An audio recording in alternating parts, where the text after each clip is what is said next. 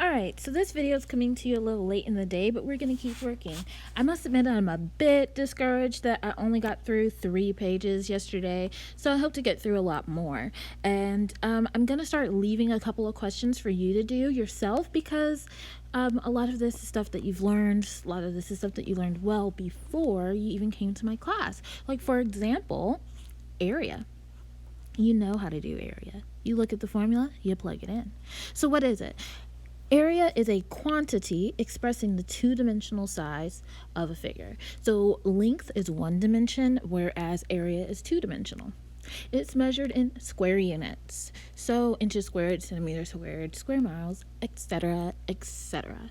So think of area as the amount of floor tiles needed to cover a kitchen floor or something like that. So we have certain formulas to find that, and all of these formulas require you to multiply. So I want you to think about that. With perimeter, we had to add. Now with area, we have to multiply. And so that multiplication gets us into the second dimension. So find the area of the rectangle, given that the formula is length times width. So the length of that rectangle is 12, and the width is 5. And so they multiply 12 times 5, and we get 60 inches squared, or 60 square inches. So these are the same shapes below that there were on the previous page. But now we're not finding perimeter, we're finding area. So here we go. Find the area of the rectangle. Okay, so we're going to do length times width. 10 times 6, 60 units squared. So with the square, if this side is 9, then the other side is 9. So we're going to do 9 times 9. Another way you can write that is 9 squared. And we know that 9 squared is 81 units squared. So I want you to look at this triangle in 3. Well, what's our formula for triangle? I just covered it up, but you should know it. It's been on our formula chart. We've used it in the past 2 weeks. You used it before you came to geometry. I'm actually going to show it. We're going to highlight it. I'm going to gonna steal it. Oh, well, I wanted to steal the text too, but it's okay. So area formula is 1/2 base times height. So I would need you to look at this triangle and tell me, what's the height? What is the height of this triangle? If you said the height was 8, then you're exactly right. So 8 is our height, and this would be our base based on how this is drawn. So we're going to do 1/2, base is 21, times height. Now, whenever our height of 8, whenever you multiply numbers, it really doesn't matter the order that you multiply them in. And so I take it into pieces that are manageable. I know that half of 8 is 4. And 4 times 21 should be 84. 84 units squared. Now, I'm going to do the hard circle problem with you. I am not going to do 4 and 5 because you're capable of that. Do I expect it to be completed in order for you to get extra credit? Absolutely. So I'm not marking them off. I'm just not going to do them with you right now. But let's do 6 together. You're like, miss, that shape right there, this shape isn't up here. Where is it? How do I do it? What do I do? Well, if we look at it, we have a semicircle. A semicircle is simply half of a circle, so we have to change up our formula ever so slightly. Our formula says pi r squared, but that's going to give us a whole circle. We need half of that circle to get the area. Now, this 8, please tell me, is 8 referring to the diameter or is it referring to the area? Just kidding, the radius. Is 8 the diameter or the radius? Typically in geometry, you'll always see a length written in the middle of the segment. So it's actually referring to the radius. Our radius is 8. So we're going to calculate that. We're going to do 1/2 we're told to use 3.14 times 8 squared, 1/2. Again, I'm going to take things in manageable pieces. I know that 8 squared is 64. I'm computing. I'm not really solving anything. I'm just computing without a calculator. Half of 64 is 32. So I got to ultimately figure out what's 3.14 times 32. And we use our calculator to do that, because decimals are no fun. So 3.14 times 32. And we find that it's approximately 100.5. 100.5 units squared. Do we have to divide this by 2? No, we don't, because we already included it in our formula. So I find a lot of students will do an operation twice despite not needing to. So be careful for that. So we keep working, and my iPad's frozen, so I'm going to have to exit out momentarily.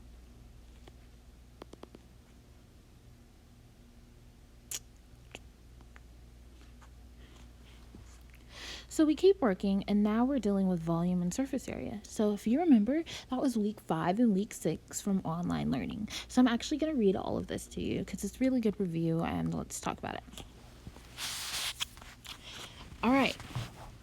To find the volume of prisms, a solid figure whose ends are parallel in the same size and shape, and whose sides are parallelograms, and cylinders. So to define the volume of prisms and cylinders, we multiply the area of the base, that's key, times the height of the figure.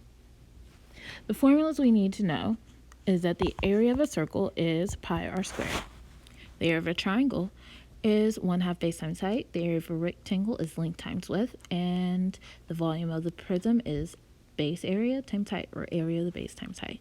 Capital B, because it's the area. So the volume of a rectangular prism can be determined if we find the area of the base and the perpendicular height of the figure. Great. To determine the surface area of an object, so now we're moving on to surface area, we use different formula. We must find the areas of each surface and add them together. But we're actually going to use the formulas that we learned.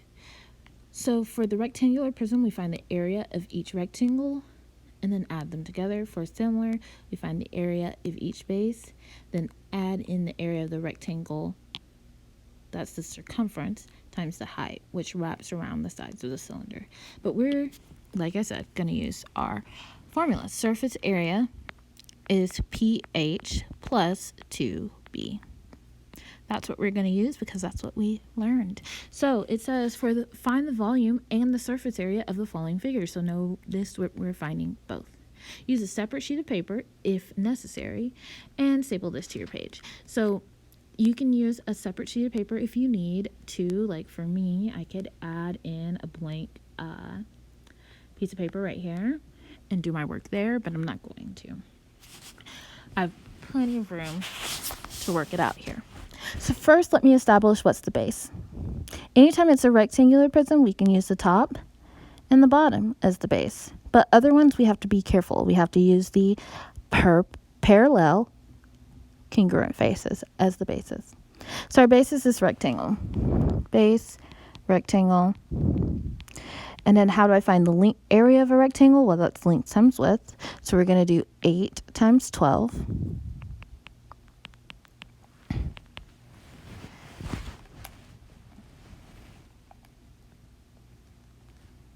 Which is 96. And then the height of our figure is 4. Now, I'm actually going to list out everything that we're ever going to need right here. We're going to need the perimeter of the base. So we add 8 plus 8 plus 12 plus 12. Well, I know 8 plus 12 is 20, so I'm adding 20 plus 20 to get a perimeter of 40. So pH plus 2b. So now I have everything that I need to plug into my two formulas. Volume is area of the base times height. Perimeter is, not perimeter, surface area. Excuse me. Rushing, going a little too fast, need to slow down. pH plus 2b. That's our surface area formula. So let's plug into those formulas. Here is the base. So everywhere I see a capital B, I'm going to put 96. 2 times 96. And then the height is 4, so I'm going to put a 4 there. And I'm going to put a 4 here. And the perimeter is 40. So anytime two variables are put right next to each other, they're multiplying. So let's crunch these numbers. What is 96 times 4? Well, that's 384 meters. Now this is volume, so these meters are cubic meters. Now 40 times 4, I have to take this in stages. 40 times 4 is 160. And then 2 times 96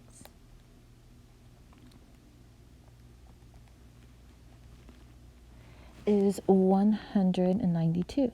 So we add those two numbers and we get 352 meters, and this is surface area, so it's actually meters squared. So with that, I trust that you're able to do number 3. Exact same type of problem. Now I will do 2 and 4. Let's work these out together. So let's find everything. Perimeter, height, base that we would need to plug into our formulas. So the base is a circle. So we need to do pi r squared. And our radius is 6. So pi times 6 squared. And 6 squared is 36. So what we end up is having 36 pieces of pie. You can multiply that and get a decimal, but I don't like to round into the very end. I'm going to use that in my calculations. So that's the base, area of the base. The height is 12 feet, this length right here. And so now we have to find the perimeter, but our base is a circle, so what we're really finding is circumference. And circumference of a circle is 2 pi r. So 2 times pi times the radius. 2 pi times 6. Well, 2 times 6 is 12. So we actually have 12 pieces of pie. This is what I'm going to use in my calculations because it is an exact number. I don't have to round and risk getting the answer wrong by several hundredths or tenths. So let's plug everything in. Remember, volume is area of the base times height. So 36 pi times 12. Here, we're going to get a decimal, okay? Because this is our final answer that we're looking for, so it's okay to get a decimal. Surface area, we're going to do perimeter, which is actually circumference. So 12 pi is our perimeter times the height of 12, so ph, plus 2b, so plus 236 pi.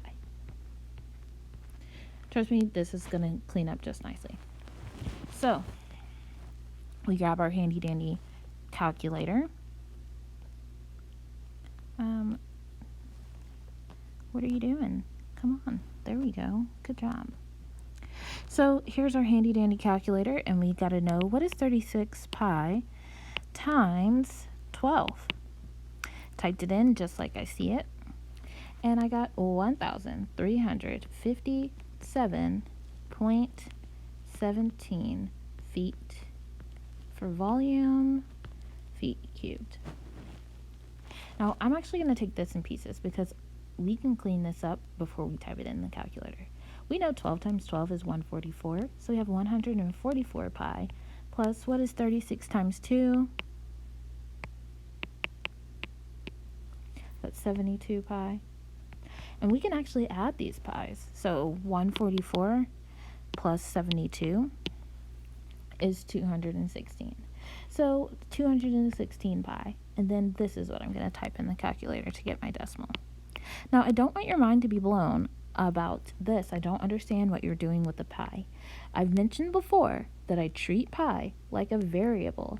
It doesn't break your brain to say that 144x plus 72x is 216x, okay? We treat pi like a variable until the very end, and that makes our answers as accurate as possible.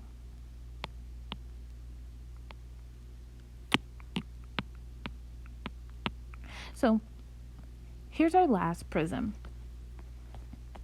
Notice you don't have to do any pyramids, so that's nice. No dividing by 3. But here's our last prism. And what kind of prism is it? That's right, it's a triangular prism. So here's a base, there's a base. And so remember, we have to find the area of the base. So the base is a what? It's a triangle. So what formula do I need? 1/2 base times height. So that's going to be 1/2. If we look at the triangle, the base of the triangle is this 8, and the height of the triangle is also 8.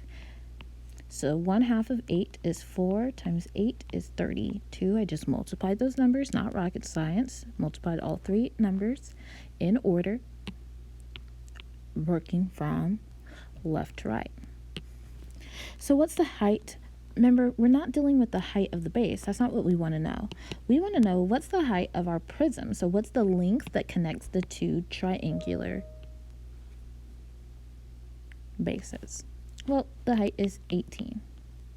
What's the perimeter of the base? Because I'm going to need that to find surface area. So we have to add 8 plus 9 plus 9.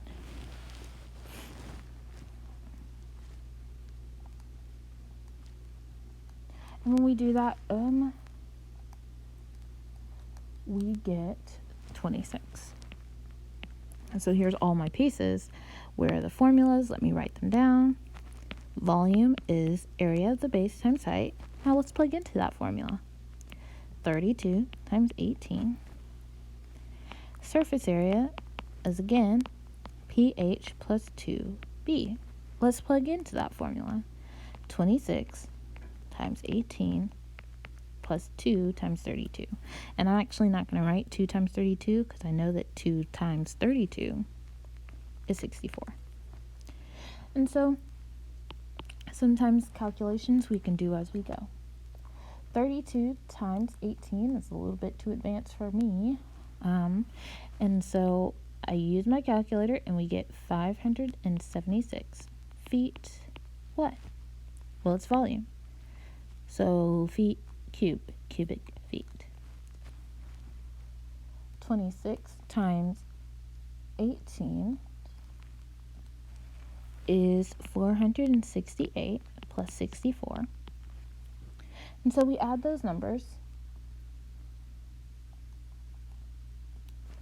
and we get 532 feet squared. So that is volume and surface area for every problem except for 3, and you got it. You got it for 3. So remember, you're going to do area of the base times height, and you're going to do pH plus 2b. All right, let's move along. So parallel and perpendicular lines. I promise we talked about this, and you talked about it in algebra, but it's been a long time. So let's review this. This is so key, okay? You need this in life. It's just good stuff. So 2 lines in the same plane that never intersect are called parallel lines. If 2 lines have the same slope, then they're parallel. So how do you know if 2 things have the same slope? Well, back in the day, you learned about y equals mx plus b. So whatever number is the coefficient of x, that is your slope. All right. So these 2 equations, y equals 2x plus 5 and y equals 2x minus 7, are parallel. Why? Because they both have a slope of 2. Perpendicular lines are two lines in the same plane that do intersect, and when they do, they form a right angle. This is the short symbol for perpendicular. This is the short symbol for parallel, and when they cross perpendicular lines, they make a right angle. If the slope of two lines are opposite reciprocals, then they're perpendicular. So opposite reciprocals means flipped and negative. Flipped and negative. So how do we flip a whole number like this? I know how to flip a fraction, but how do I flip a number like 3? Well, anytime we have a whole number, it's simply that number over 1. So what is 3 divided by 1? Oh, yeah, it's 3. So you can always change it into a fraction and then flip it. So if we were to flip 3 over 1, we would get 1 over 3. If we were to make that negative, it would be negative 1 over 3. So these are perpendicular because 3 and 1/3 are opposite reciprocals. So what do you have to do? You don't really have to graph. You don't have to really change anything into y equals mx plus b form. They're all in slope-intercept form. So all you have to do is read the slopes and tell me if they're the same or not the same. Okay? So y'all are smart cookies. You can do this yourself. I am going to do number 4 only. Okay? The slope is 5 halves. Here the slope is negative 5 halves. While we do have the negative, is it flipped? Is it flipped, y'all? No, it's not. So these are neither parallel nor perpendicular. They're neither. Have fun with this. This is what you're looking at. Okay? What if it's flipped but it's not negative? Well, then again, your answer would be neither. Now here is where we might struggle. Now, I love this because it's a puzzle and it's just so fun. Because once you find one measure, it's like a key that unlocks several other measures. So, y'all remember that when two angles add up to 180, it's supplementary. We don't get that confused with complementary because the S in supplementary can turn into an 8. Now, when two angles sum to 90, we call them complementary. And again, we have this trick to help us not get confused with what is what. Now, when two things have the same angular measure, they're congruent. When a line called a transversal intersects two parallel lines, it forms 8 angle pairs. And it tells us the angle pairs right here. And then it tells us their relationship, which is what is key. So the same side interior and the same side exterior are supplementary. I attempted to ingrain that in your memory that the same side goes with supplementary. Now the alternate interior, the alternate exterior are congruent. They're the same measure. So maybe that S might confuse you, but same side supplementary, alternate congruent.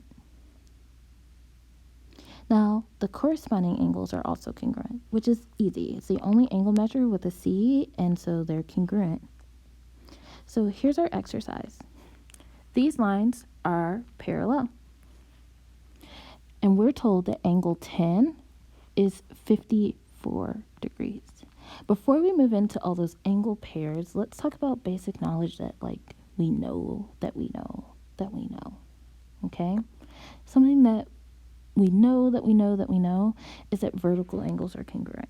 So that means if this is 54, then right here is 54, angle 8.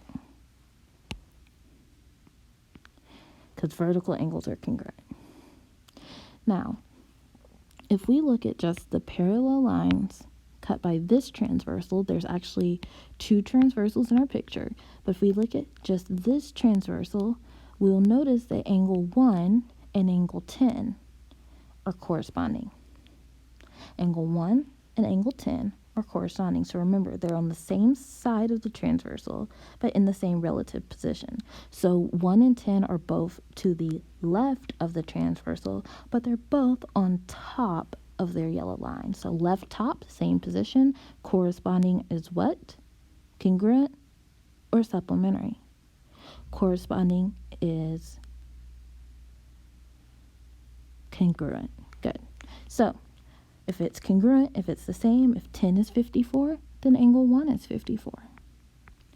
Now, angle 1 has a vertical angle that's congruent. What's congruent to angle 1? Why, yes, angle 4 is congruent to angle 1. So that's 54. Now, we don't run with one information and then fail to read the rest of our problem. So we're also to the angle 11 is 46. So let's use that same information to fill in our puzzle. All right, so like I said, we're going to use that same information to fill in our puzzle. If angle 11 is 46 degrees, then angle 13, its vertical angle, is 46. I'm going to erase this highlighting so we can look at our picture with fresh eyes. Now we're dealing with this transversal. So if we're dealing with that transversal, and these are our parallel lines, I now want to talk to you about alternate interior, because a lot of people have more success with alternate interior. So if we look at 46, and it's like that's definitely interior, okay? What is on the alternate side from 46 and the interior? Well, angle 6. And above, it tells us that alternate interior angles are what? Congruent, that's right. So if 11 is 46, then angle 6 is 46. And if angle 6 is 46, then angle 3 is 46. And so you're like, okay, that's all fine and dandy, but we're still missing 6 angles. How do I find them? Well, to find those angles, you're now going to have to use what you know about supplementary angles, about linear pairs. Don't we know that 10 and 7 add up to 180? So let's find 7. What is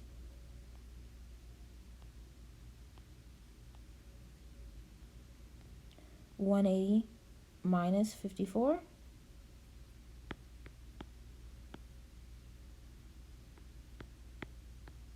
Well, we get 126.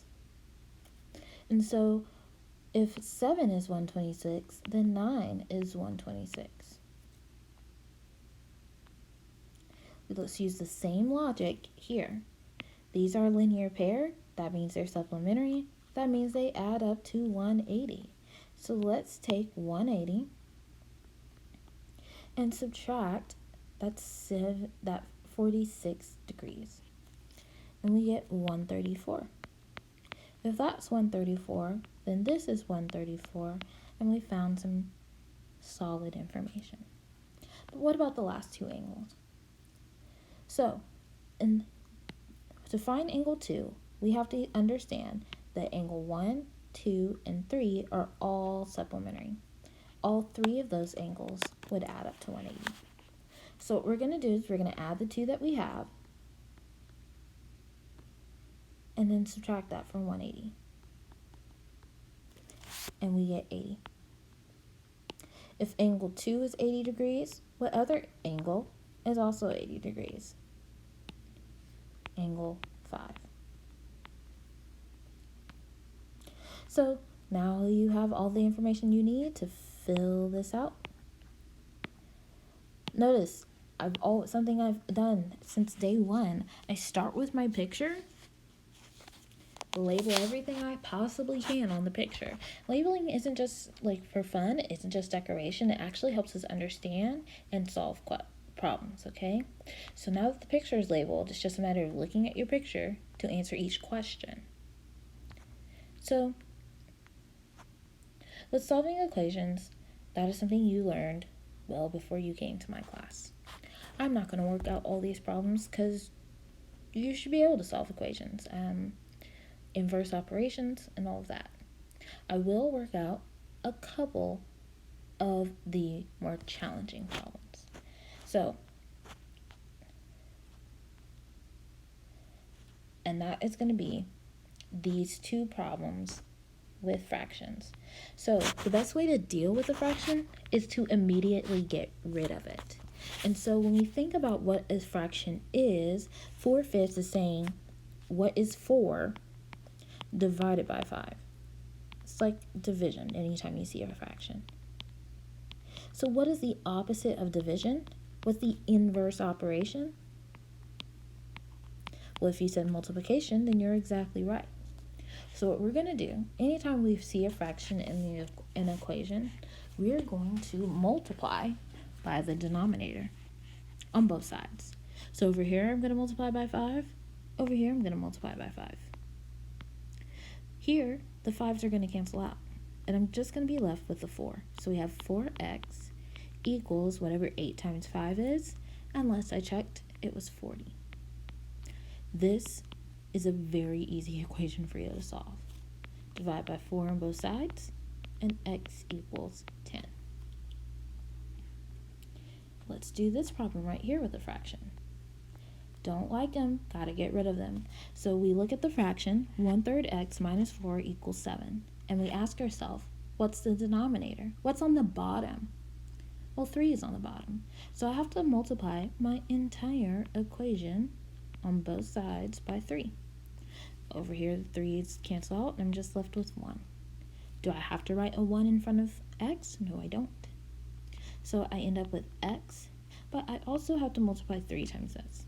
So x minus 12. You're distributing the 3 across your entire equation. So we have x minus 12 equals whatever 3 times 7 is, which is 21. This is an easy equation to solve. All we have to do is add 12 to both sides. X equals 33.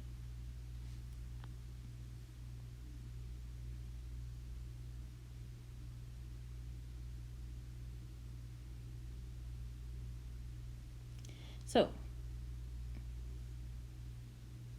enjoy solving your equations. Remember PEMDAS, remember to combine like terms, and remember your inverse operations. I will pick up with these tomorrow on how to work out the last 2 pages, but I'm not going to do any more on solving equations. So if you need help solving equations, if we're at the end of geometry and we still really struggle with this, I suggest that you hit up Khan Academy.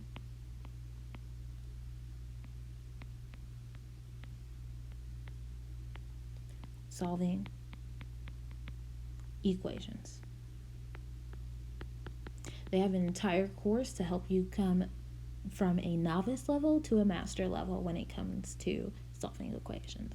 So check that out. It says no calculators, but y'all, use your calculators. It's 2020, and we live in the age of technology. So that's all for today, and I'll see you tomorrow with distance and midpoint formula and with just a little bit more work on circles. So